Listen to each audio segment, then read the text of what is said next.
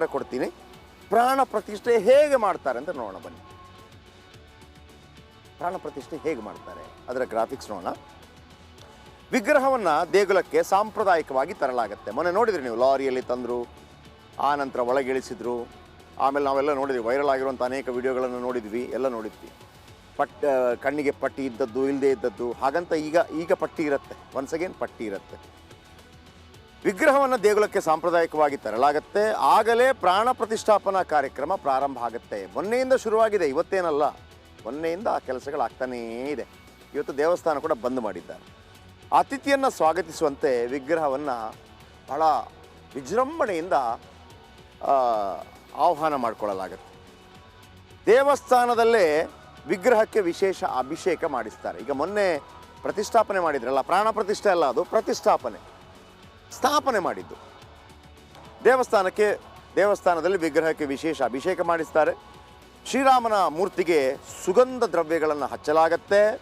ವಿಗ್ರಹದ ಕಣ್ಣಿಗೆ ಬಟ್ಟೆ ಕಟ್ಟಿ ಸರಿಯಾದ ಸ್ಥಳದಲ್ಲಿ ಸ್ಥಾಪಿಸ್ತಾರೆ, ಬಟ್ಟೆ ಕಟ್ತಾರೆ. ಮತ್ತು ಪುರೋಹಿತರು ಮಂತ್ರ ಪಠಿಸಿದಾಗ ದೊಡ್ಡ ಮಟ್ಟದಲ್ಲಿ ಮಂತ್ರ ಪಠಣೆ ಇರುತ್ತೆ. ಅದು ಕೇಳೋದಕ್ಕೆ ಭಾಳ ಅದ್ಭುತ ಆಗಿರುತ್ತೆ. ಪುರೋಹಿತರು ಮಂತ್ರ ಪಠಿಸಿದಾಗ ವಿಗ್ರಹಕ್ಕೆ ದೈವಶಕ್ತಿ ಬರುತ್ತದೆ. ಅಂದರೆ ವೇದಗಳಲ್ಲಿ ಬರೆದಿರುವಂಥ ವಿಚಾರಗಳನ್ನೇ ಮಾಡುವಂಥದ್ದು. ಪುರೋಹಿತರು ಸ್ಪೆಷಲ್ ಆಗಿ ಅವರಿಗೆ ಮನಸ್ಸಿಗೆ ಬಂದಂಗೆ ಮಾಡುವಂಥದ್ದಲ್ಲ, ಇದಕ್ಕೆ ಕ್ರಮ ಪದ್ಧತಿಯೆಲ್ಲ ಇರುತ್ತೆ.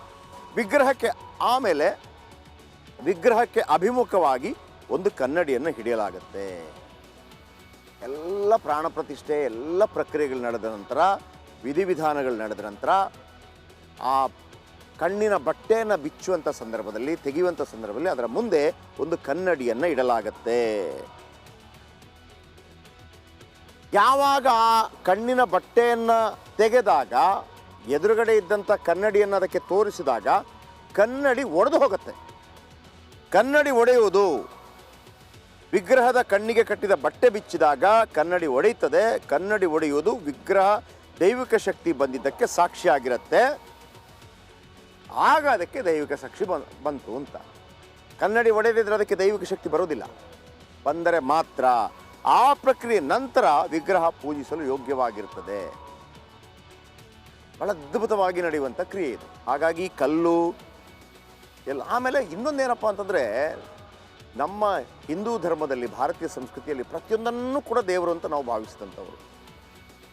ಕಲ್ಲು ಕೂಡ ದೇವರೇ, ಅಂದರೆ ದೇವರಾಗಿ ಯಾಕಂದರೆ ಅದೆಲ್ಲವೂ ಕೂಡ ಪ್ರಕೃತಿ ಅಂತ ಹೇಳ್ತಾರಲ್ಲ, ಅದು ಪ್ರಕೃತಿ ಒಂದು ಭಾಗ ಅಲ್ವೇ. ಕಲ್ಲು ಕೂಡ ಅದನ್ನು ದೇವರಾಗಿ ಪೂಜಿಸುವಂಥದ್ದು.